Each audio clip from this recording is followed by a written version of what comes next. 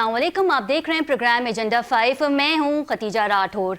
नाज़रीन, 2 रोज़ से वज़ीर आला KPK सोहेल आफरीदी अमन जरगे से खिताब कर रहे हैं और इस खिताब में उन्होंने कई बातें कही। पहले तो उन्होंने ये कहा कि वफाक की जानिब से मुझ पर तनकीद की गई, इल्ज़ामात लगाए गए और कहा गया कि मैं दहशत गर्दों का साथी हूँ, नौजवान हूँ, तजर्बेकार नहीं हूँ। अपने खिताब में उन्होंने DG ISPR का भी नाम लिया। इस दौरान पिंडाल से डी चौक के नारे भी लगते रहे। जोश में आके सोहेल आफरीदी साहब कह गए कि अगर मेरा कायद इशारा कर दे तो किसी को चुपने की जगह नहीं मिलेगी। जुनैद अकबर ने भी सख्त तकरीर की, पेश तकरीर की, साथ ही मदनियात का भी उन्होंने जिक्र किया, जिस पे आज के प्रोग्राम में हम बात करेंगे।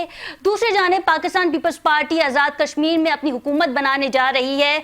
नून लीग अपोजिशन में बैठेगी या नहीं, सूरत हाल किस जानिब जाती दिखाई देगी, इस पर बात करेंगे। हमारे साथ मौजूद हैं इस्लामाबाद से सीनियर सहाफ़ी हैं शराज अहमद शराजी साहब। सबसे पहले तो बहुत शुक्रिया शराज आपके वक्त का। थैंक यू सो मच जी, बहुत शुक्रिया। शराज, ये बताइएगा कि सोहेल आफरीदी ने सख्त तकरीर की और जुनैद अकबर साहब भी उनके पेश थे। वफाकी काबीना की अगर हम बात की जाए तो वो तनकीद तो कर ही रही है KPK हुकूमत पे, लेकिन साथ ही KPK की काबीना अब तक तश्कील नहीं दी गई है। सूरत हाल किस जानिब जाती दिखाई दे रही है? देखिए खदीजा, बदकिस्मती से मैं कहूंगा कि इस वक्त तकरीबन 2 हफ्ते हो गए हैं कि सोहेल आफरीदी साहब ने हल्फ तो ले लिया है, लेकिन सूबा जो है वो बगैर काबीने के चल रहा है। अभी तक काबीना तश्कील नहीं दिया गया और सूबे के अवाम में भी काफी तशवीश पाई जा रही है इस हवाले से। खदीजा, मैं बता चलूं कि चूंकि सोहेल आफरीदी की अगर मुलाकात खान साहब से नहीं हो पाती तो अदर ऑप्शन तो मौजूद है ना। देखिए, इससे कबल जब सेनेट के टिकट्स का मामला था तो उस वक्त भी पाकिस्तान तहरीक इंसाफ के रहनुमाओं की इमरान खान तक रसाई को जो है बंद किया गया था, उनकी मुलाकातें नहीं हो पा रही थी। और फिर प्रेसिडेंट सिंह ने इमरान खान से मुलाकात की और मुलाकात के बाद वो आए, उन्होंने कहा कि इमरान खान ने फलाफला बंदे को टिकट जारी कर दिए हैं। इस वक्त भी अगर काबीना के नामों पर इनकी जो है वो मुशावरत हो चुकी है तो काबीना के नाम अलीमा खान के थ्रू या फिर सलमान अकबर के थ्रू इमरान खान तक पहुंचाए और आप सुबह में काबीना का जो है बाकायदा तौर पर आप अनाउंसमेंट करें। क्योंकि इस वक्त देखिए, खैबर पख्तूनख्वा मुख्तलिफ मसाइल का सामना है, करप्शन वहां पर बहुत ज्यादा हो रही है, हेल्थ की इशूज है, जो एजुकेशन सेक्टर है तबाह बर्बाद है, इसके साथ साथ बदअमनी जो कि सबसे बड़ा मसला है खैबर पख्तूनख्वा का। लेकिन बदकिस्मती से हमारे पास इस वक्त काबीना नहीं है। सोहेल आफरीदी साहब ने चारसदा में खिताब किया, सोहेल आफरीदी साहब ने खैबर में खिताब किया, खरक में खिताब किया। खिताब में तो वो बुलंदबाज़ दावे भी कर रहे हैं, वो तो नारे भी लगा रहे हैं, लेकिन सूबे के लिए उनके तकारीरों में, उनके खिताबात में कुछ भी नहीं है। अवाम ने जाहिर बात है तीसरी दफा पाकिस्तान तहरीक इंसाफ पर एतमाद तो किया है। 13 साल पाकिस्तान तहरीक इंसाफ को हो गए हैं कि वो खैबर पख्तूनख्वा में हुकूमत कर रही है, लेकिन अभी तक होना चाहिए था कि खैबर पख्तूनख्वा एक मॉडल सूबा होता। पूरी दुनिया में हम एग्जांपल देते हैं कि खैबर पख्तूनख्वा ऐसा सूबा है जहां तहरीक इंसाफ की हुकूमत है, जहां करप्शन नहीं होगी, जहां इदारों में इस्लाहात हो रही है, जहां पर जो है हेल्थ सेक्टर में काम हो रहा है, जहां एजुकेशन सेक्टर में काम हो रहा है, जहां पर करप्शन नहीं है। लेकिन बदकिस्मती से हमारे पास ऐसा कुछ भी नहीं कि हम दुनिया को बता सके कि 13 साल पाकिस्तान तहरीक इंसाफ ने हुकूमत की और अब तक। अच्छा शराजी, आपसे ये भी जानना चाहेंगे कि बैरिस्टर गौहर साहब ने ये कहा था कि आप एक छोटी काबीना जो है वो बना ली जाए, जिसपे सोहेल आफरीदी साहब ने कहा कि आपने किसके कहने पे ये बयान दिया है, मैंने तो ऐसा कुछ नहीं कहा। तो इस हवाले से भी आपके पास कुछ इत्तलात मौसूल हुई हैं? देखिए, खैबर पख्तूनख्वा हाउस में मुलाकात हुई थी, 3 घंटे वो मुलाकात जारी रही थी। उस मुलाकात में सोहेल आफरीदी साहब मौजूद थे, असद कैसर मौजूद थे, पाकिस्तान तहरीक इंसाफ के सूबाई सदर जुनैद अकबर साहब मौजूद थे, अली असगर खान साहब मौजूद थे, इसके साथ साथ आतिफ खान साहब मौजूद थे। और 3 घंटे की मुलाकात में 8 मेंबरान जो है काबीना के वो फाइनल हुए थे। मुझे कहा गया था कि ये 8 लोग जो है, छोटी सी काबीना होगी और ये 8 लोग जाके जो है काम जारी रखेंगे और हम खान साहब तक ये लिस्ट पहुंचा देंगे। लेकिन खदीजा, बदकिस्मती से इस वक्त खैबर पख्तूनख्वा में मुख्तलिफ ग्रुप बंदी है। सोहेल आफरीदी साहब कंफ्यूज इसलिए है कि गंडापुर साहब का अलग ग्रुप है, वहां पर कैसर और आतिफ खान साहब अलग ग्रुप से है, जो जवान MPs उनका अलग ग्रुप है। तो उनको ये समझ नहीं आ रही कि वो काबीना के मेंबरान जो है, जो वज़रा है, जो मुशीर है, वो किस ग्रुप से ले। एक ग्रुप से बंदे लेते हैं, दूसरे ग्रुप से जो है वो तनकीद होती है। तो इसीलिए अभी तक काबीना जो है वो वहां पर नहीं बनाया गया और ये ऑप्शन तो उनको बेहतरीन ऑप्शन दिया था असद कैसर ने भी, आतिफ खान साहब ने भी, कि अगर मुशावरत नहीं होती तो आप शार्ट सी काबीना बनाए और वो नाम इमरान खान तक पहुंचाए। अगर इमरान खान साहब को किसी के नाम पे एतराज हो तो नाम को सकते हैं। और साथ ही साथ सोहेल सुल्तान साहब ने भी एक फार्मूला दिया था कि हम 3-3 महीने के लिए काबिने तश्कील दे देते हैं, अगर तो वो काम कर पाते हैं तो ठीक, वरना हम तब्दीली भी ला सकते हैं। लेकिन मुझे समझ नहीं आ रही कि सोहेल साहब इतने कंफ्यूज क्यों है। वो सिर्फ स्टेज पर चल के बस खिताबात ही कर रहे हैं, वो बुलंद दावे ही कर रहे हैं। अच्छा शिराज, आपसे ये भी जानना चाहेंगे क्योंकि आपका खुद का ताल्लुक भी केपीके से है और सोहेल आफरीदी ने जो खिताब किया वो मेजॉरिटी उन्होंने अपनी लैंग्वेज में किया, पश्तो में किया, और उन्होंने ये भी कहा कि अगर यहाँ की आवाम चाहती है कि ऑपरेशन हो तो ऑपरेशन होगा, अगर यहाँ की आवाम ऑपरेशन के लिए मना कर देती है तो किसी भी किस्म का ऑपरेशन खैबर पख्तूनख्वा में नहीं होगा। इसे आप कैसे देखते हैं? सख्त तकरीर की गई थी सोहेल आफरीदी की जानिब से। जी देखिए, बिल्कुल खैबर पख्तूनख्वा की आवाम ने हमेशा इस तरह के ऑपरेशंस की मुखालिफत की है, क्योंकि ऑपरेशंस में देखिए जो इंटेलिजेंस बेस्ड ऑपरेशन है वो तो इस वक्त भी वहां पर हो रहे हैं, वो तो इस वक्त भी जारी है, ठीक है। वो तो उनको कोई रोक नहीं सकता, वो तो जारी बात है, वो तो सिक्योरिटी फोर्सेस की मजबूरियां होती है। लेकिन जो बड़े पैमाने पर ऑपरेशन है, उन ऑपरेशन की खैबर पख्तूनख्वा की आवाम ने हर वक्त मुखालिफत की है। और खैबर पख्तूनख्वा की आवाम से जब हमारी बात होती है, जब उनके जरगे मशरान से हमारी बात होती है, तो उनका यही कहना होता है कि ऑपरेशन तो उनके खिलाफ हो जाता है, तो उसके बाद भी दहशतगर्द जो है वापस कैसे आ जाते हैं। तो खैबर पख्तूनख्वा की आवाम भी नहीं चाहती कि वो इलाकों में ऑपरेशन हो। हमने सवात में ऑपरेशन होते देखा, सवात के लोगों को अच्छा, बारहा वो ये कह चुके हैं कि हम दहशतगर्द का साथ नहीं देते और हम खुद चाहते हैं कि खैबर पख्तूनख्वा से जो है वो दहशतगर्दी खत्म हो जाए। शराज, आपका भी रुख करेंगे, हमें ज्वाइन किया है आमिर मुगल साहब ने, रहनुमा है पीटीआई के। सबसे पहले तो बहुत शुक्रिया मुगल साहब आपके वक्त का। Thank you sir. Sohail Afridi ने अमन जरगे से खिताब किया, सख्त तकरीर की, DGISPR के बारे में भी उन्होंने जिक्र किया, उनका नाम लिया। और अगर देखा जाए तो अब 12 दिन हो गए हैं सोहेल आफरीदी को हल्फ लिए हुए, ताहाल काबीना तश्कील नहीं हो सकी, इस पे क्या कहेंगे? देखिए जी, सोहेल आफरीदी ने जो बातें की हैं, मेरे ख्याल में तो कोई ऐसी बात उसने नहीं की जो आइन और कानून के खिलाफ हो या जमहूरियत और अक़दार या अखलाकियात के मुनाफी हो। जी। जो आपने कहा कि उन्होंने DGISPR का नाम लिया, तो उन्होंने यही नाम लिया है ना कि DGISPR साहब ने आके उनके बारे में गलत बातें की हैं और उनके बारे में नाजायज बातें की हैं जो कि उन्हें नहीं करनी चाहिए थी। वैसे भी DGISPR का काम वो सियासत में तो दखल अंदाजी देना सिरे से है ही नहीं। उन्होंने तो हलफ उठाया बात का कि वो सियासत में हिस्सा नहीं लेंगे। तो अगर उन पर कोई तनकीद करनी है या कोई सवाल उठाना है तो इखलाकियात कानून के दायरे में रह के वफाकी गवर्नमेंट, चाहे वो जायज़ है चाहे नाजायज़ है, चाहे असली वोटों से बनी है चाहे जाली वोटों से बनी है, उसे उठाने चाहिए। एक बात तो ये होगी। दूसरी बात यह है कि ये कितनी बड़ी ज्यादती है कि आप एक सूबे के वज़ीर आला को अपने लीडर से नहीं मिलने दे रहे हैं, जिससे ना कानून रोकता है, ना आइन रोकता है, ना जेल का मैनुअल रोकता है, इवन के उस पर हाई कोर्ट के लार्जर बेंच ने हुक्म भी जारी किया हुआ है। तो असल में तो सोचने की बात यह है कि इस वक्त रियासत किन लोगों के हथे चढ़ी हुई है, किन लोगों के हाथों ये अरगमान है जिन्हें आइन और कानून की परवाह नहीं है, जो आइन और कानून को भी जूते की नोक पे रखते हैं। तो और हाई कोर्ट कल बानी पीटीआई से मुलाकात हो सकती है? कल बानी पीटीआई से मुलाकात हो सकती है क्योंकि 2 दिन अलाउ किए गए थे, मंगल और जुमेरात, और कल मंगल है। नहीं, ये तो जिनके हाथ में चाबी है वो बता सकते हैं ना, मैं और आप कैसे बता सकते हैं हो सकती है कि नहीं। आइन और कानून के मुताबिक होनी चाहिए, जेल मैनुअल के मुताबिक होनी चाहिए और हाई कोर्ट के ऑर्डर के मुताबिक तो होनी चाहिए। अब ये तो जिनके हाथ में चाबी है वो बता सकते हैं कि कल वो मुलाकात करवा रहे हैं या नहीं करवा रहे हैं। लेकिन बहरहाल ये है कि वो मुल्क और कौम का नुकसान कर रहे हैं और वो साबित कर रहे हैं कि इस वक्त जो रियासत पे जिन लोगों को गलबा हासिल है या जिनके हाथ में रियासत की इस वक्त अनान इक़्तिदार है, वो कोई बहुत ज़्यादा समझदार, बहुत ज़्यादा जिम्मेदार लोग नहीं है और वो नॉन इश्यूज़ को इश्यूज़ बना के खुश हैं, अपनी ज़िद और अना पे खुश हैं। उन्हें इससे सरोकार ही नहीं कि 4.5-5 करोड़ का सूबा है और उसका एक मुंतखब वज़ीर आला है। एक ही तो आपका वज़ीर आला है जो फॉर्म 45 पे वज़ीर आला बना है, बाकी तो आपके फॉर्म 47 के वज़ीर आला है तीनों सूबों पे। तो उन्हें इस बात की परवाह ही नहीं है कि अवाम का हकीकी मैंडेट जिसने लिया। हुकूमत तो ये भी कहती है कि आप काबीना बना दें, अगर आप अवाम के वोट से आए हैं तो आप काबीना बना दें। इसकी वजह से कई सारे ऐसे मंसूबे हैं खैबर पख्तूनख्वा के जो डिले हो रहे हैं क्योंकि अब तक काबीना नहीं बन सकी।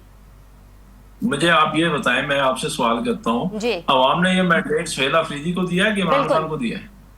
इमरान खान को दिया है। इमरान खान को दिया है।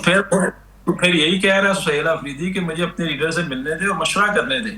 मैं जाती तौर पे सुहेल अफरीदी को राय दूंगा। मुगल साहब, लेकिन सफर तो केपीके के लोग कर रहे हैं, और अगर इमरान खान ने सुहेल अफरीदी साहब को मैंडेट दिया है कि ठीक है आप ये सूबा रन करें, तो इतना तो इख्तियार होना चाहिए वजीर आला के पास कि मैं अपनी काबीना बना सकता हूँ, क्योंकि मुझे ही इनके साथ काम करना है, मुझे इनको इन सबको लेके चलना है। मेरा जाती तौर पे सुहेल अफरीदी साहब को ये मशवरा होगा कि अगर कल भी ये मिलने नहीं देते हैं, जो कि बिल्कुल खिलाफ आइन और खिलाफ कानून होगा, जमहूरी इक़्तिदार के खिलाफ होगा, तो उन्हें कम से कम एक मुख्तसर सी कैबिनेट बना के मामलात को आगे बढ़ाना चाहिए। ये मेरा जाती हैसियत में उनको मशवरा है। पार्टी क्या फैसला करती है, सुहेल अफरीदी क्या फैसला करते हैं, ये उन पे है, लेकिन मैं उनको जाती हैसियत में ये मशवरा जरूर दूंगा कि उन्हें एक मुख्तसर सी काबीना 8-10 लोगों की बना के अपने हुकूमती मामलात को आगे बढ़ाना चाहिए। अच्छा मुगल साहब, आपसे ये भी जानना चाहेंगे कि उन्होंने अपने खिताब में एनएफसी की मीटिंग के हवाले से भी उन्होंने जिक्र किया कि एनएफसी की मीटिंग कॉल नहीं हो रही, और 1300 अरब रुपए जो हैं वो अब तक नहीं दिए गए खैबर पख्तूनख्वा को।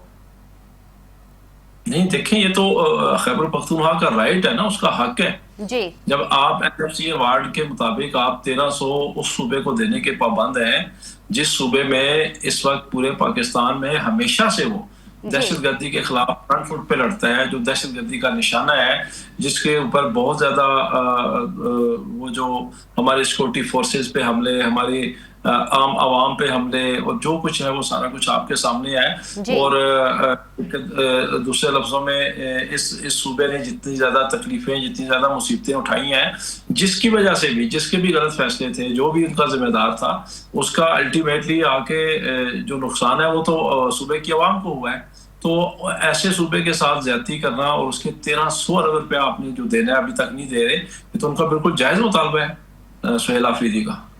बिल्कुल ठीक है। शराज का रुख कर लेते हैं। शराज, वज़ीर आला केपीके बारहा हर बार कह चुके हैं कि मैंने पंजाब हुकूमत को खत लिखा, वज़ीर आज़म शहबाज शरीफ से कहा कि मुझे मेरे कायद से मिलने दिया जाए, और फिर जब अदालत का फैसला आ गया उसके बाद भी मुझे मुलाकात नहीं करने दी, तो फिर मैंने सोचा कि अब मैं अवाम के दरमियान जाऊँगा। और जब उन्होंने खिताब किया पंडाल से तो डी चौक के नारों की आवाज़ें भी आती रही।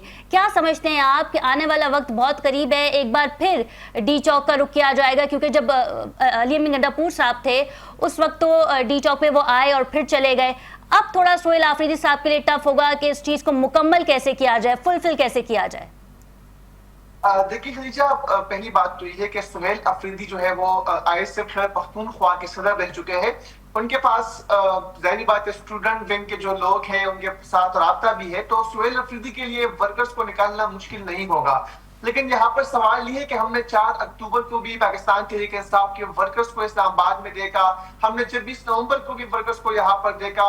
I was on front line, मैं वो रिपोर्टर था कि जो फ्रंट लाइन पे खड़े होकर मैं कवर कर रहा था। अब मैं मुगल साहब इसकी गवाही भी ये देंगे, लेकिन वर्कर्स तो इस्लामाबाद में मौजूद थे, क़यादत मौजूद नहीं थी, लीडरशिप मौजूद नहीं थी। हमने देखा कि 4 अक्टूबर को गंडापुर साहब यहाँ पर आए और वो चाय पीने चले गए खैबर पख्तूनख्वा हाउस। 26 नवंबर को हमने देखा कि रात को वर्कर्स यहाँ पर मौजूद थे और जो आमिर मुगल साहब के पार्टी के सीनियर कायदीन थे, जो पार्लिमानी पार्टी के मेंबरान थे, जो अरकान पार्लियामेंट थे, वो कोई काफी बीन्स बैठा हुआ था, कोई कहाँ पर चाय और काफिया पी रहा था। यहाँ पर वर्कर्स पर शेलिंग भी की जा रही थी, यहाँ पर वर्कर्स पर रबर बुलेट्स भी फायर हो रहे थे, लेकिन जो लीडरशिप है वो यहाँ पर मौजूद नहीं थी। तो सवाल यहाँ पर ये उठता है कि क्या जिस तरह माजी में पाकिस्तान तहरीक इंसाफ वर्कर्स को निकाल के इस्लामाबाद पहुंचाए गए थे, खुद वो लीडरशिप गायब थी, तो क्या उस तरह का प्रोटेस्ट होगा या फिर उसके लिए हिकमत अमली बनाई जाएगी? पाकिस्तान तहरीक इंसाफ में हमेशा से ये बात रही है कि उनके पास हिकमत अमली नहीं होती, हिकमत अमली का फुकदान होता है, क्योंकि जब घर का सरबराह नहीं होता तो फिर घर के अंदर सारे बड़े बनने की कोशिश कर रहे होते हैं, और यहाँ पर भी यही सूरत हाल है। हमने माजी में बहुत सारे ऐसे एग्जांपल्स देखे कि यहाँ तो क्या यही वजह है कि अली अमीन गंडापुर साहब को हटा दिया गया था, क्योंकि वो फुलफिल नहीं कर पा रहे थे इन मामलात को? देखिए मुझे तो ये कंफ्यूजन यहाँ पर पाकिस्तान तहरीक इंसाफ को कवर करते हुए मुझे 9 साल हो गए। मुझे ये कंफ्यूजन है कि यहाँ पर जब कहा जा रहा होता है कि तमाम फैसले इमरान खान करते हैं, तो फिर चेहरे बदलने से निजाम क्या बदल सकता है? क्या चेहरे बदलने से कारकर्दगी बदल सकती है? जब सुहेल अफरीदी के पीछे भी इमरान खान है, जब अली अमीन गंडापुर साहब के पीछे भी इमरान खान है, जब भी कहा जा रहा होता है कि गंडापुर साहब इमरान खान के कहने के बगैर कोई फैसला नहीं कर सकता, जब भी कहा जा रहा होता है कि इमरान खान के कहने के बगैर, तो शराज ये भी तो कहा जा रहा था कि अली अमीन गंडापुर साहब जो हैं वो विकेट के दोनों तरफ खेल रहे हैं, ये भी तो फिर आपने सुना होगा। देखिए खैबर पख्तूनख्वा में ये है, जारी बात है गंडापुर साहब पर ये इल्जाम तो लग रहे थे या इल्जाम सच्चाई थी वो तो सबके सामने है, लेकिन गंडापुर साहब को लगाया किसने था? इमरान खान नहीं लगाया था ना। 19 महीने क्यों गंडापुर साहब को दिए? अगर वो इमरान खान की रिहाई के लिए तहरीक नहीं चला सकता, अगर वो पाकिस्तान तहरीक इंसाफ के वर्कर्स को, लीडरशिप को यूनाइट नहीं कर सकता, अगर वो रिहाई के लिए तहरीक नहीं चला सकता, अगर वो वर्कर्स को बाहर नहीं निकाल सकता, तो और दूसरी सबसे अहम बात, अगर वो खैबर पख्तूनख्वा में डिलीवर नहीं कर सकता तो फिर 19 महीने का टाइम क्यों दिया गया उनको? और क्या सुहेल अफरीदी साहब डिलीवर कर पाएंगे या फिर बुज़दार की तरह, या फिर जो है जो हमारे पास साबिक वज़ीर आला थे खैबर पख्तूनख्वा के परवेज़ खट्टक, महमूद खान, क्या ये उनकी तरह होंगे? हम तो देख रहे हैं कि जब भी फैसला होता है तो कहते हैं कि उनमें खान साहब की मुशावरत लाज़मी होती है, और फिर बाद में कहते हैं कि वो डिलीवर ना कर पाए, उनके राब्ते थे, वो तरह तरह के इल्जाम उन पे रहते हैं। अब सुहेल अफरीदी को मैं समझता हूँ कि उनको फ्री हैंड देना चाहिए, उनको जो है ये बदले। लेकिन यहाँ पर जो सबसे बेहतरीन सवाल इस तरह मोहम्मद साहब ने कहा कि उनको काबीना बनानी चाहिए, जो अहम पॉइंट है वो यहाँ पर ये है कि काबीना में कौन लोग शामिल होंगे? क्या काबीना में गंडापुर के जो लोग हैं वो शामिल होंगे? क्या काबीना में आतिफ खान ग्रुप के लोग शामिल होंगे? क्या काबीना में मीना खान ग्रुप के लोग शामिल होंगे? या क्या काबीना में जो जिन लोगों को निकाला गया था वो शामिल होंगे? इस वक्त अहम सवाल ये है कि काबीना का हिस्सा कौन बनेंगे, क्योंकि मसला ये है कि वहां पर इख्तलाफात है। बिल्कुल, आपका यही सवाल आमिर मुगल साहब से पूछ लेते हैं। सर, आपने शराज की गुफ्तगू सुनी, इस पे क्या कहना चाहेंगे? शराज भाई ने तो बहुत सारी बातें की हैं जी। देखें, मुझे सबसे जो अजीब बात शराज भाई की ये लगी है, शराजी साहब जो ये कह रहे हैं जी कि देखें पहले अली मीन भी जाके इमरान खान से ही मशवरा लेते थे और अब सुहेल अफरीदी भी जाके इमरान खान से ही मशवरा ले गए, तो फिर हुकूमत तो इमरान खान ही चला रहे हैं जी। तो मेरे मोहतरम भाई, जब अवाम ने मैंडेट इमरान खान को दिया तो उन्हीं से ही मशवरा लेना है ना। जाके मशवरा हमेशा लीडर से ही जाके लिया जाता है। इमरान खान को ही मैंडेट दिया है। आपका क्या ख्याल है, अली मीन के पास या सुहेल अफरीदी के पास कोई जाती मैंडेट है? ये इमरान खान का मैंडेट है जो जेल में उसकी तहरीर, उसकी तकरीर, उसकी तस्वीर पे पाबंदी लगाई। दिया तो कौम ने पूरे पाकिस्तान में था, 2/3 अक्सरियत दी थी, इसी तरह वफाक में दी थी, इसी तरह पंजाब में भी दी थी, इसी तरह KPK में भी दी थी। लेकिन पंजाब और वफाक की 2/3 तो टूट ली गई। तो जो KP में मैंडेट दिया गया है 2/3 अक्सरियत, ये ना अली अमीन गंडापुर को मिली है और ना सुहेल अफरीदी को मिली है, ये मिली है इमरान खान को। तो जो बुनियादी असूली चीजें हैं उन पे इमरान खान ने गाइडलाइन देनी होती है, और बाकी जो गवर्नमेंट का बिजनेस होता है वो तो ज़ाहिर है। फिर मुगल साहब, हम इसको ऐसे समझते हैं, जिस तरह आपने खुद कहा, कता कलामी की माजरत चाहूंगी सर, जिस तरह आपने खुद कहा कि मैंडेट इमरान खान का है तो फैसले भी इमरान खान ही करेंगे, तो फिर ऐसा लगता है कि अली अमीन गंडापुर साहब जो हैं वो इमरान खान के फैसलों पे अमल दरामद नहीं कर रहे थे, जिसके बाद हमने देखा कि अली अमीन गंडापुर को जो है वो वजीर आला की कुर्सी से हटा दिया गया।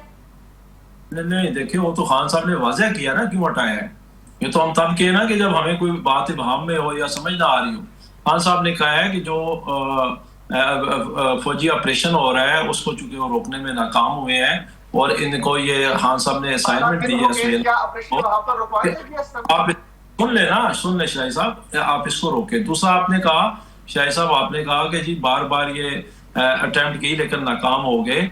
तो देखें, तहरीक इंसाफ या कोई भी सियासी पार्टी जब वो मैदान में आती है, एहतजाज करती है, रोड बंद करती है, जुलूस निकालती है, धरना देती है, लॉन्ग मार्च करती है, किसी किस्म का भी एहतजाज करती है, तो हम एक्सपेक्ट कर रहे होते हैं कि हमें सियासी तरीके से हमसे निपटा जाएगा, कानूनी तरीके से हमसे निपटा जाएगा। क्या होगा, ज्यादा से ज्यादा हमें अरेस्ट कर लिया जाएगा। करना नहीं चाहिए। एहतजाज करते हुए तहरीक इंसाफ के हुकूमत के खिलाफ लॉन्ग मार्च आए, तहरीक इंसाफ ने उनको नहीं रोका, उनको अरेस्ट नहीं किया।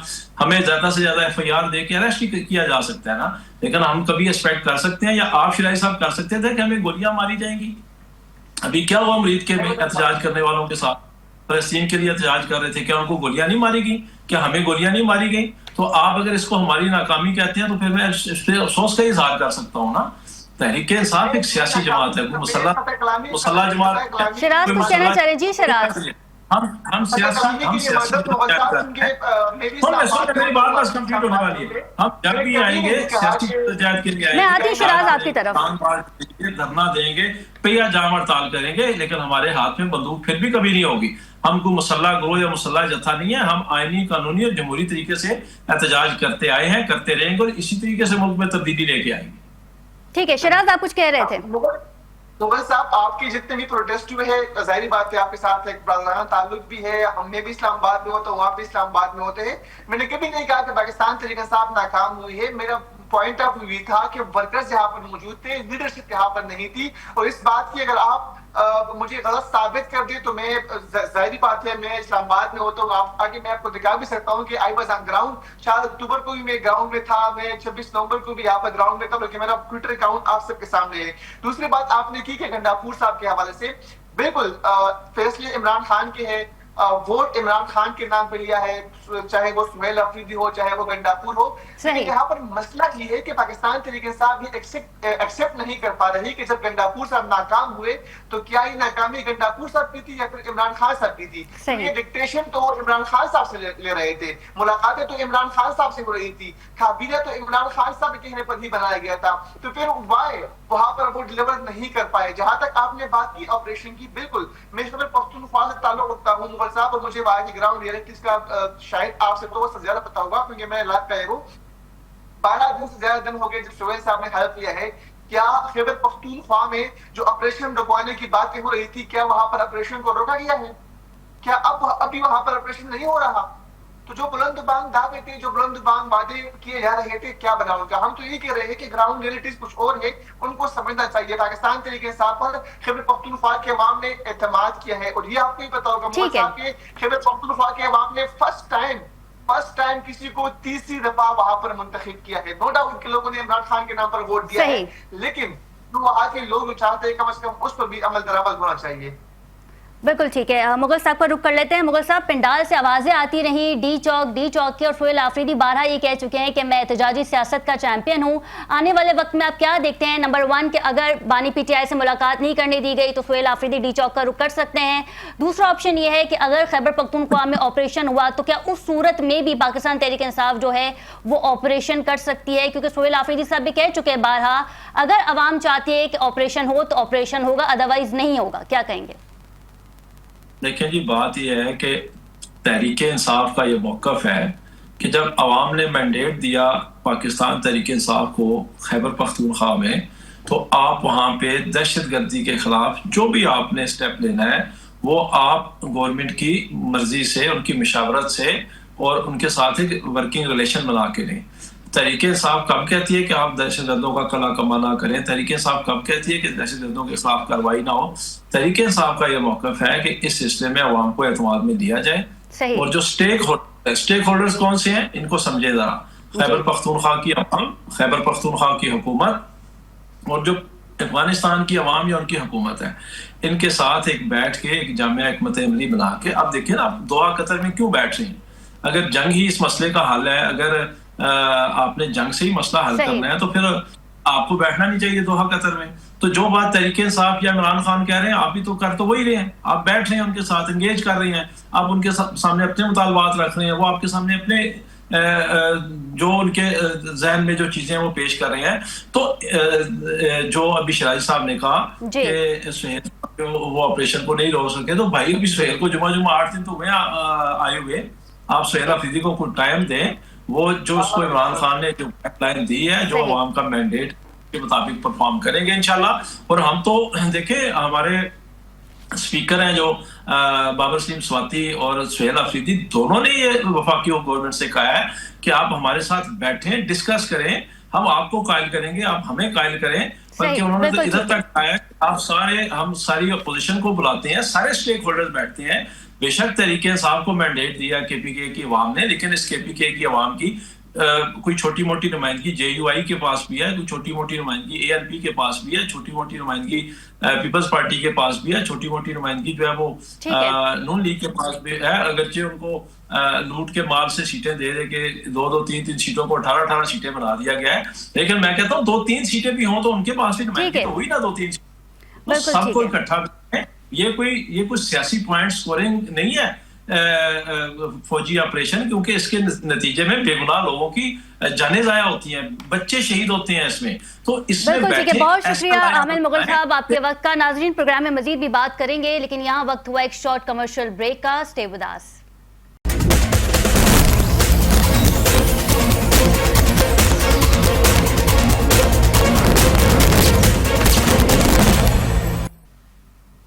जी नाज़रीन, welcome back from the break. और अब बात कर लेते हैं आज़ाद कश्मीर के हवाले से। 2022 से लेके अब तक तीसरा वज़ीर आज़म तब्दील होने जा रहा है आज़ाद कश्मीर का। चंद रोज़ पहले हमने ये भी देखा था कि हालात संगीन थे और अब पाकिस्तान पीपल्स पार्टी जो है वो अपनी हुकूमत बनाने जा रही है। नंबर गेम पूरा हो चुका है, यानी इस हवाले से भी बात करेंगे। हमारे साथ मौजूद हैं कर्नल रिटायर मोहम्मद मारूफ मुशीर हैं वज़ीर आज़म आज़ाद कश्मीर के। सबसे पहले तो बहुत शुक्रिया कर्नल साहब आपके वक्त का।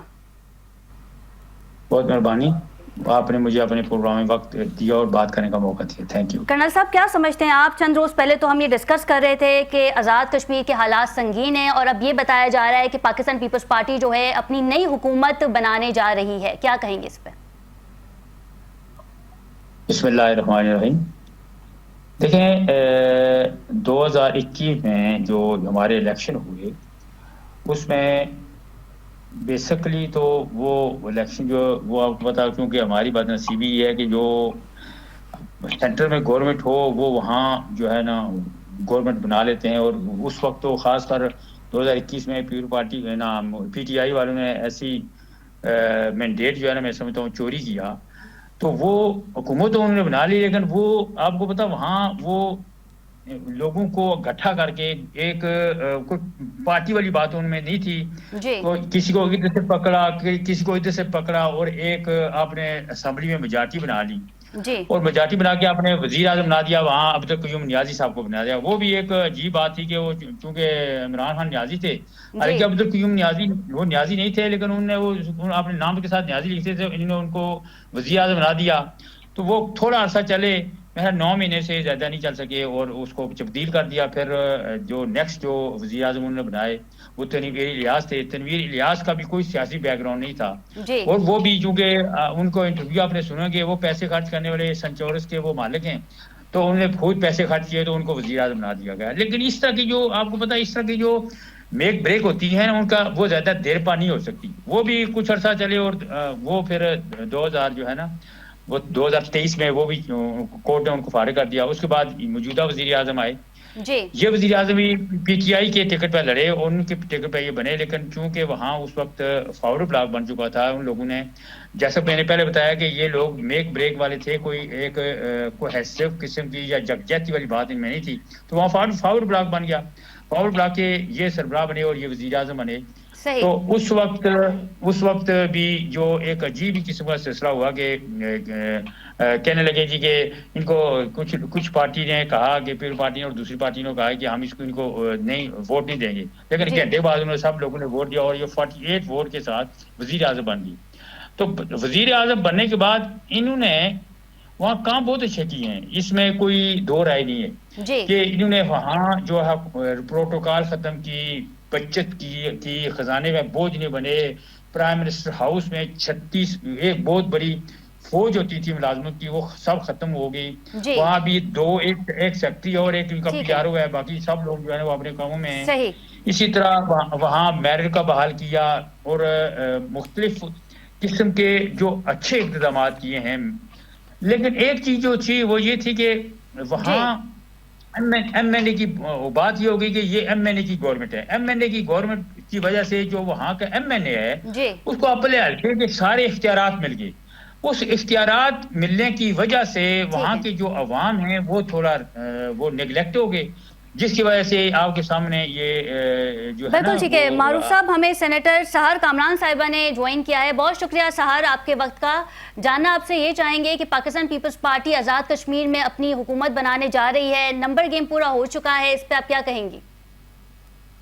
जी बिल्कुल, देखिए जो सूरत हाल थी आज़ाद कश्मीर में, तो स्टेबिलिटी के लिए और पॉलिटिकल प्रोसेस को आगे लेके जाने के लिए ये बहुत ज़रूरी था कि जब एक वज़ीर आज़म पे PMLN भी अदम एतमाद कर रही है और पाकिस्तान पीपल्स पार्टी भी अदम एतमाद कर रही है और अदम इत्मीनान और जितने इश्यूज खड़े हो रहे हैं वो उसको संभालने में मुश्किल है, तो डेफिनेटली पीपल्स पार्टी ने ये डिसाइड किया कि नो कॉन्फिडेंस मूव पे वो जाएगी। और इस पे नो कॉन्फिडेंस पे जो है मुस्लिम लीग नवाज भी सपोर्ट कर रही है। हुकूमत का वो पार्टनर बनेंगे तो इंशाल्लाह नंबर होगा तो नो कॉन्फिडेंस होगी, नंबर होगा तो पीपल्स पार्टी का वज़ीर आज़म होगा। तो मैम लेकिन मैं- नंबर तो आप लोगों के पास कंप्लीट हो चुके हैं। मैं गुजारिश करूँ, अल्हम्दुलिल्लाह। जी कर्नल साहब कुछ कहना चाह रहे हैं। हाँ मैं गुजारिश ये करूँ कि नंबर गेम जो है ये भी असूली बात जो है इस वक्त आपके सिर्फ 9 महीने रहते हैं। इस वक्त हुकूमत चेंज होना, देखिए इसमें आखिरी 3 महीने तो हुकूमत की एग्जेक्टिव पावर खत्म हो जाती हैं, वो तो सिर्फ 6 महीने के लिए हुकूमत बनाना कोई वाइज डिसीजन या पॉलिटिकल डिसीजन नहीं है। बेसिक बात यह है कि वहाँ जो है ना वो बहबूद वेलफेयर फंड 10 अरब वो बजट में पड़ा हुआ है, 4000 वैकेंसी खाली पड़ी हुई हैं, उनकी फिल करनी है। उसके बाद 14 अरब रुपया जो वो तरक्याती फंड है। जी। तो ये पीपल पार्टी अभी हुकूमत बना रही है मार दौड़ के लिए। पीपल पार्टी का एक कल्चर है कि ये आपको पता मुर्दार पे गिद्ध की तरह पड़ जाते हैं, इनको कोई ना इनमें कोई अवाम की होती है। ये देखे ना सियासी तौर पर 6 महीने के लिए कौन गवर्नमेंट बनाता है, लेकिन ये लोग जो हैं बिल्कुल ठीक है, यही सवाल हम शहर से पूछेंगे। शहर क्योंकि गवर्नमेंट का इतना टाइम नहीं है, टेन्योर आप फुलफिल उस तरीके से नहीं कर पाएंगे। नून लीग अगर ऑपोजिशन में बैठ जाती है तो पाकिस्तान पीपल्स पार्टी किस तरीके से काम करेगी? ये हुकूमत सिर्फ 6 और 7 महीने तक ही रहेगी, क्या कहेंगे? देखिए 6 और 7 महीने की बात नहीं होती। आजाद कश्मीर हमारे लिए जो है बहुत अहम है, और आपको पता है पीपल्स पार्टी का तो वजूद ही कश्मीर इशू पे हुआ था। हम इस्तेकाम देखना चाहते हैं, जितनी क्राइसिस सिचुएशन से इस वक्त गुजरे हैं कश्मीर के अवाम, तो ये कि एक पॉलिटिकल प्रोसेस है, एक जमहूरी तरीकेकार है। उस पॉलिटिकल प्रोसेस से अगर बेहतरी आती है, इस्तेकाम आता है और आगे मामला सही चलता है। अब ये कह रहे हैं कि 6 महीने रह गए तो जो है जो इशू है उसको क्रॉनिक बनने दें, ठीक है, जो है एक जख्म को नासूर बनने दें। ऐसा नहीं होता, ऐसे हमेशा जो है बेहतरी की गुंजाइश होती है। अगर तो कोई चीज खिलाफ आईन हो, अगर कोई चीज जो है वो जमहूरी रिवायात के खिलाफ हो, तो उस पर तो बात की जाए। लेकिन इस वक्त जिस किस्म की सिचुएशन थी उससे बहुत नुकसान पहुंचाया है। देखिए बात यह है कि अब अगर हम देखा जाए तो हमारे तो वज़रा भी उसमें थे, ठीक है, एक जो है वो इस तरह एक मखलूक टाइप ऑफ हुकूमत थी वहाँ पे। लेकिन पीएमएलएन ने भी ये फील किया कि ये वज़ीर आज़म डिलीवर नहीं कर पा रहे, और पीपल्स पार्टी ने भी ये फील किया कि डिलीवर नहीं कर पा रहे। लेकिन सहर साहब ये भी तो हो सकता है कि जब आज़ाद कश्मीर में दोबारा इलेक्शन हो तो नून लीग इस तरह की कैंपेन भी डिलीवर कर सकती है अवाम के दरमियान के देखें हम तो हुकूमत में नहीं थे, पाकिस्तान पीपल्स पार्टी का वज़ीर आज़म था, उन्होंने आपको डिलीवर नहीं किया, तो अब आए दें हमें हुकूमत दें, हम दोबारा से एक बार फिर डिलीवर कर सकेंगे और आपके पास वक्त कम होगा। देखिए बात ये पॉलिटिकल प्रोसेस जो है उसके चलने में और अवाम के हक राय दही में किसी किस्म का जो है मैं समझती हूँ कि खौफ नहीं होना चाहिए। Definitely Peoples Party will perform, तो पीपल्स पार्टी अवाम के पास जाएगी। मुस्लिम लीग जो है वो एक अच्छी अपोजिशन का किरदार अदा करेगी और वो अपनी कारकर्दगी दिखाएगी, तो डेफिनेटली अवाम के पास जाएगी। तो ये तो जो है ना हक अवाम का है कि वो किसको वोट देते हैं। अब ये कहने के लिए कि जी आप जो है वो 6 महीने का टाइम है आपके पास, 8-9 महीने की हुकूमत है, तो आप वेंटिलेटर पे रहने भी आजाद कश्मीर को यानी अगर एक शख्स के अंदर अहलियत नहीं है कि वो जो है वो मामलात को दुरुस्त तरीके से चला सके, और इस बात पे जो है मुस्लिम लीग नवाज जो है वो भी इसी बात सर आपसे ये भी जानना चाहेंगे जी, आपसे ये भी जानना चाहेंगे कि पाकिस्तान पीपल्स पार्टी ने वफाक को अल्टीमेटम दिया था 1 महीने का, पंजाब में पावर शेयरिंग के हवाले से बात भी हो रही थी, और अब क्योंकि अगर आज़ाद कश्मीर में आप लोगों की हुकूमत बन जाती है तो वो 1 महीने का जो अल्टीमेटम आपने दिया था वो खत्म हो जाएगा। देखिए बात ये, हमने 1 महीने का अल्टीमेटम नहीं दिया था, हमने हुकूमत से अपने तहफ़्फ़ुज़ात का इज़हार किया था और 1 महीना अपनी जो है CEC को दिया था, जो हमारी सेंट्रल एग्जीक्यूटिव कमेटी है उसको, कि 1 महीने के बाद वही देखेगी कि जो पीपल्स पार्टी के तहफ़्फ़ुज़ात हैं वो किस हद तक दूर हुए। पीपल्स पार्टी बात कर रही थी अवाम की, पीपल्स पार्टी बात कर रही थी सलाम मुजाफरीन की, पीपल्स पार्टी बात कर रही थी किसानों की, काश्तकारों की।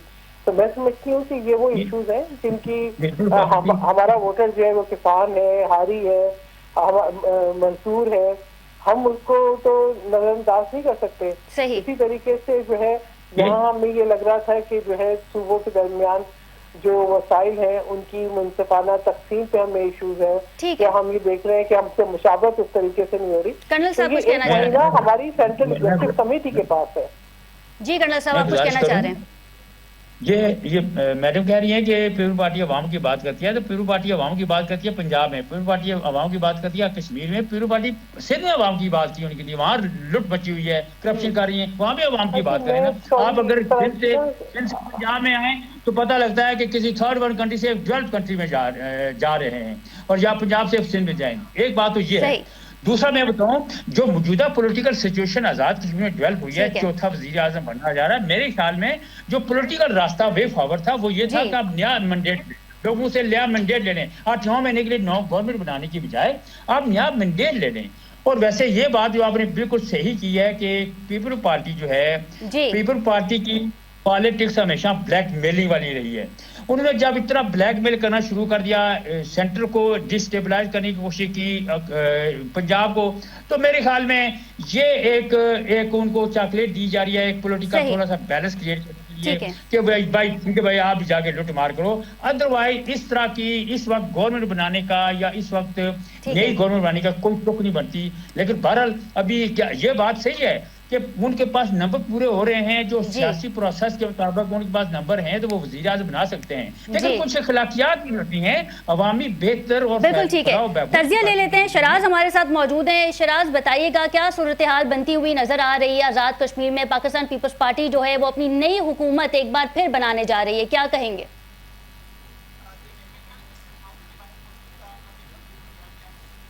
5 मिनट पहले मैं अपने ऑफिस आया हूँ, मैं ऐवान सदर के बाहर मौजूद था। कल भी फरियाद तारपुर की जानिब से शाया दिया गया, अभी भी ऐवान सदर में नून लीग और पीपल्स पार्टी के बड़ों की मुलाकात थी और उसमें यही फैसला हुआ कि पीपल्स पार्टी जब तहरीक अदम एतमाद लाएगी तो नून लीग तहरीक अदम एतमाद पीपल्स पार्टी का साथ देगी, लेकिन हुकूमत का हिस्सा नहीं बनेगी। 9 महीने की ये हुकूमत होगी।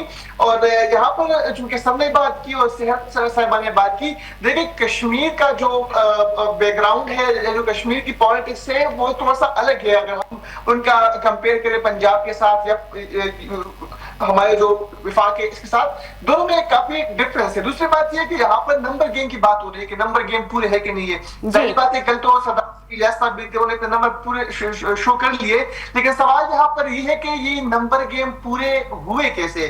क्या हमेशा हम जो है फ्लोर क्रॉसिंग करेंगे? क्या हमेशा हम जो अराकीन असेंबली है उनको खरीदेंगे?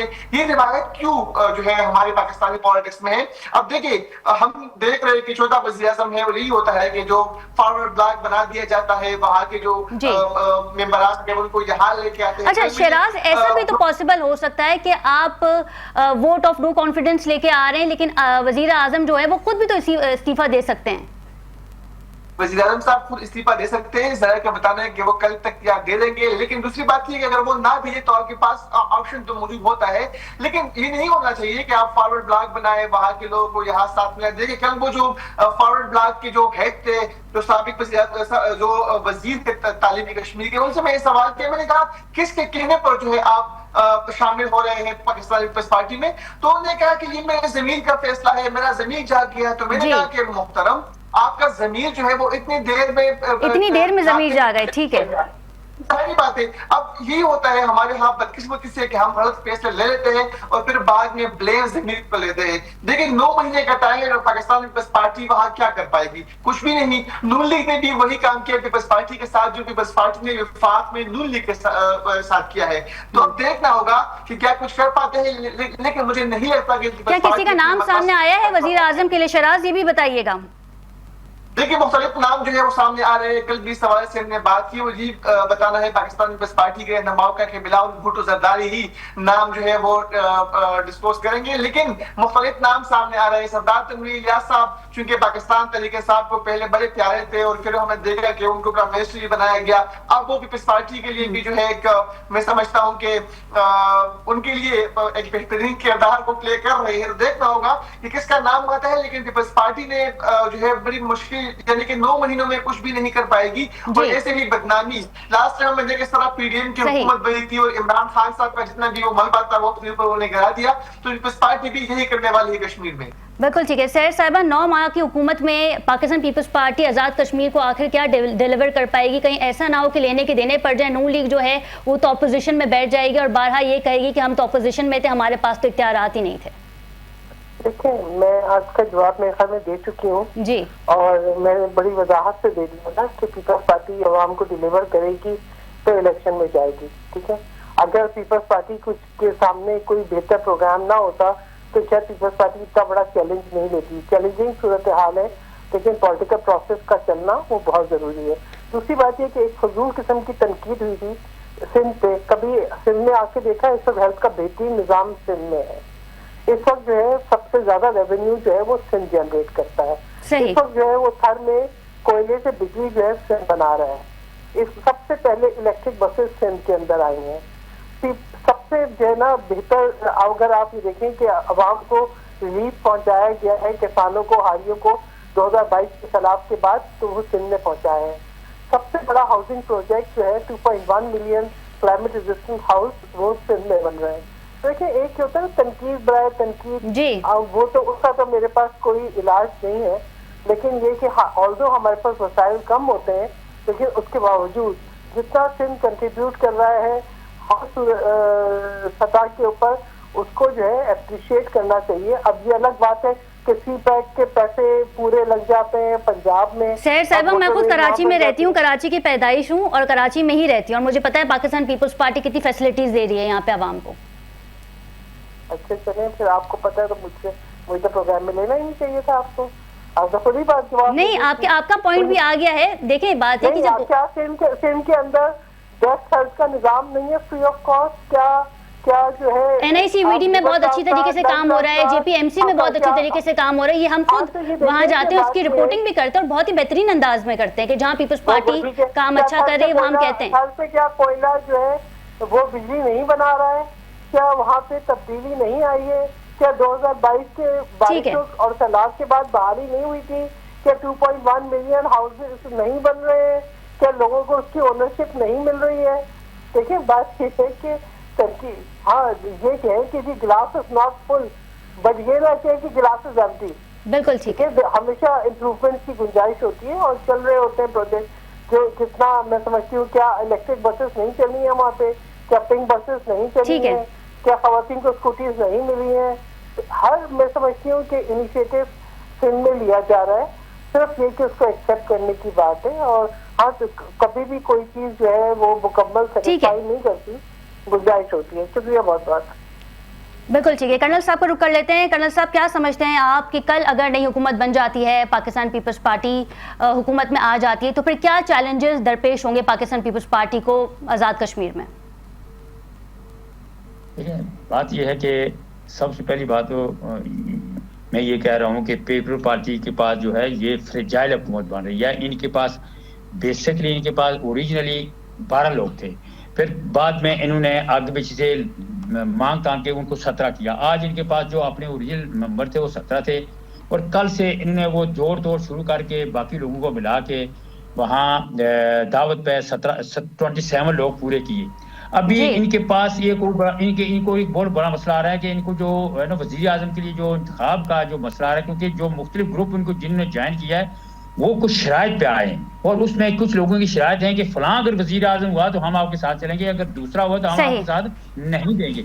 जब इसकी वजीर आजम की नॉमिनेशन होगी तो उसमें बहुत प्रॉब्लम इनको आएंगी। हो सकता है असेंबली में लोग इनके पूरे ना हो, क्योंकि ये होता रहता है कि जब वज़ायर तो जो कह रहे हैं सब लोग कि हम इकट्ठे हैं, लेकिन जब क्योंकि आज़ाद कश्मीर के आइन का ये तकाजा है कि जब आप तारीख अदम एतमाद पेश करते हैं तो आप नए वजीर या अगले आने वाले वजीर आज़म का नाम वहाँ देना पड़ता है, उसमें तारीख में ये नाम लिखना पड़ता है, और जो ही वहाँ नाम लिखा जाएगा तो इनमें तोड़ फोड़ शुरू हो जाएगी और उसमें बहुत मुश्किल हो जाएगा ये नंबर पूरे कर सकें।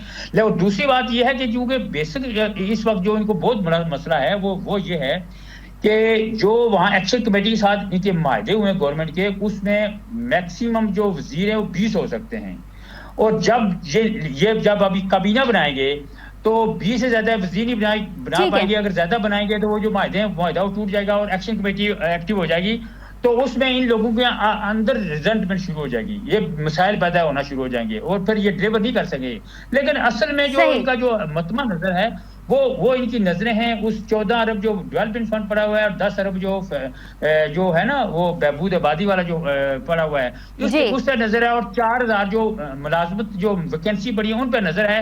तो ये इन्होंने वो बगैर किसी कानून को पूरा किए हुए या जो कानूनी तकाजे पूरे किए हुए इन्होंने अपने लोगों को भर्ती करना, इन्होंने लूटमार करनी है। कुछ अभी देखते हैं कि, लेकिन मेरा नहीं ख्याल कि ये डिलीवर कर पाएंगे, इनकी वो काम मुश्किल ही है। वो ना बिल्कुल ठीक है, बहुत शुक्रिया हमारे तीनों पैनलिस्ट का हमारे साथ मौजूद थे। नाज़रीन, अब देखना यह है कि आज़ाद कश्मीर में वंस जब पाकिस्तान पीपल्स पार्टी की हुकूमत बन जाएगी तो पाकिस्तान पीपल्स पार्टी को किन चैलेंजेस का सामना करना पड़ेगा। प्रोग्राम का वो खत्म हुआ जाता है। अपनी मेजबान खतीजा राठौर को इजाजत दीजिए। अला निगरबान।